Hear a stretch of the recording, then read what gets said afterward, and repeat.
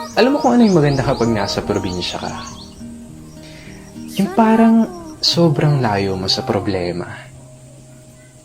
Yung mga huni ng ibon, sariwang hangin, na kahit sobrang bigat ng pakiramdam mo, kapag naranasan mo tong mga to, biglang mawawala na lang. Yung magandang tanawin, tapos yung palaya na ginawa niyong palaruan ng mga kaibigan mo. Sarap talagang bumuhay sa probinsya, no? Yung para talagang napakalayo mo sa problema. Yung parang napakalayo mo sa malupit na sistema ng mundo. Na kapag nasa probinsya ka, mararamdaman mo talaga yung halaga ng sarili mo kesa sa iba. At mapapasabi ka na lang na there's no place like home or like probinsya. At ikaw na nanonood nito ngayon, masaya ako at naparamdam ko sa'yo ang pamumuhay sa isang probinsya.